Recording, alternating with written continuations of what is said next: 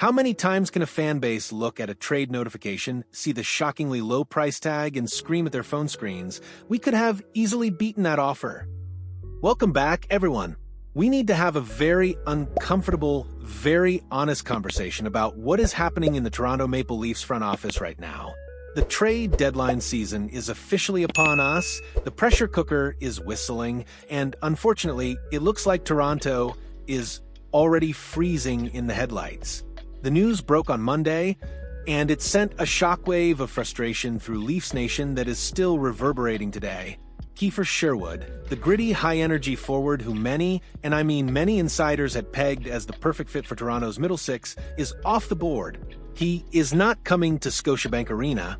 He is heading to the San Jose Sharks.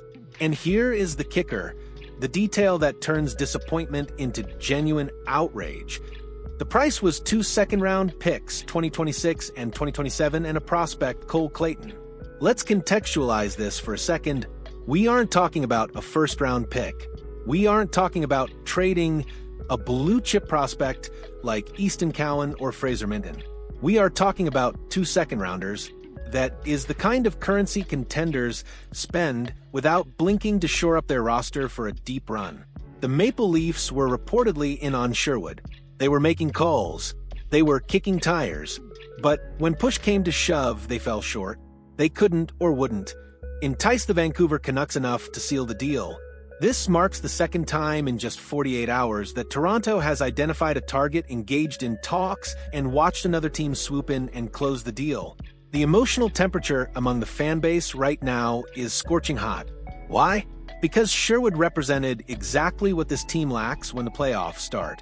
Relentless forechecking, physical engagement, and secondary scoring. To see him go to the San Jose Sharks, a team in the midst of a massive rebuild, feels like a slap in the face. If he had gone to Boston or Florida, you could argue they outbid Toronto with aggression. But San Jose, the Sharks are collecting assets, and yet they were the ones to pay the price. This raises a terrifying question about Brad Treliving's strategy. Is he being too conservative? Is he overvaluing his own draft picks? Or is the cupboard so bare that Toronto literally cannot match a package of 2 second-rounders? The optics here are terrible. It looks like hesitation, and in the NHL, hesitation is the death of championship windows. The fan base is divided between those who are furious that Treliving didn't pull the trigger on a cheap upgrade, and those terrified that this inactivity signals a much quieter, more disappointing deadline than anyone anticipated. Now that the dust has settled on the Sherwood deal, we have to analyze the crater this leaves in the market and the ripple effects for the Maple Leaf strategy moving forward. First, let's look at the silver lining, however thin it may be. Kiefer Sherwood did not end up in the Atlantic Division. He isn't going to be wearing a Bruins jersey and hitting Austin Matthews into the boards in Game 1. He isn't going to be forechecking for the Florida Panthers. He is safely tucked away in the Western Conference on a non-playoff team. That is a bullet dodged. However, the broader implications are deeply concerning. Sherwood was arguably the top rental forward available in his specific tier, the high-impact, low-cost tier. With him gone, the market for top 6 and middle 6 forwards hasn't just shrunk, it has evaporated. Supply and demand is a cruel mistress. When the best option on the shelf is bought, the price for the second best option immediately skyrockets. This creates a dangerous scenario for Toronto known as the desperation tax. Other general managers know Treliving missed out on his primary targets. When he calls about the next guy on his list, the price just went up by a third-round pick or a prospect. We have to look at the historical context of this franchise. How many times have we seen the Leafs wait too long, miss the affordable deals, and then panic buy a Nick Foligno at the last second for an exorbitant price? It feels like history is threatening to repeat itself. The loss of Sherwood puts immense pressure on the internal chemistry of the locker room. It sends a message to the core that help might not be coming, or at least not the specific kind of help they need. Furthermore, we need to talk about the assets. The report suggests the Leafs didn't have an offer to entice the Canucks.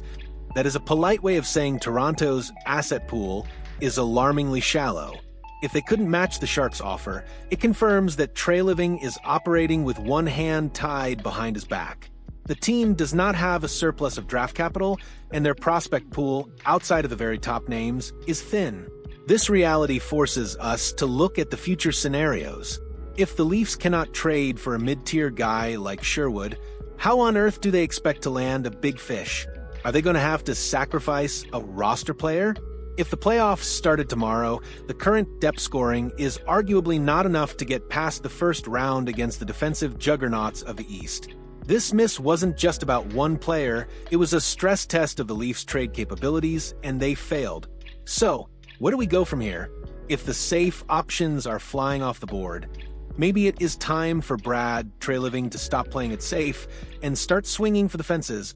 If you can't win the bidding war for the depth pieces, you have to change the conversation entirely. There are whispers, loud whispers, about some massive names potentially hitting the market. We are talking about game changers, names like Jonathan Marchessault, a Conn Smythe winner who drips playoff intensity.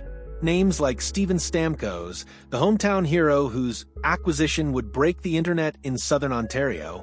Or even the wildest scenarios involving Artemi Panarin or a reunion with Nazem Kadri. Just imagine Kadri back in the blue and white, bringing that edge and grit that the team has been desperately missing since he left. These aren't just depth adds. These are roster-altering moves that signal all in. But here is the brutal reality check we have to face. How? If the Leafs struggled to match a package for Kiefer Sherwood, how do they afford the acquisition cost for a Panarin or a Stamkos?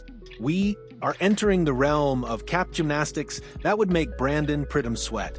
Trading for these superstars isn't just about picks. It's about salary retention, third-party brokers, and likely moving a significant roster player out to make the money work. It would require a level of creativity and ruthlessness that we haven't seen yet this season. But maybe that is the only path left. Maybe missing on Sherwood forces Treliving to pivot to the big game hunting strategy because the middle market is too expensive for what it offers. The next few weeks are going to define the next 5 years of this franchise.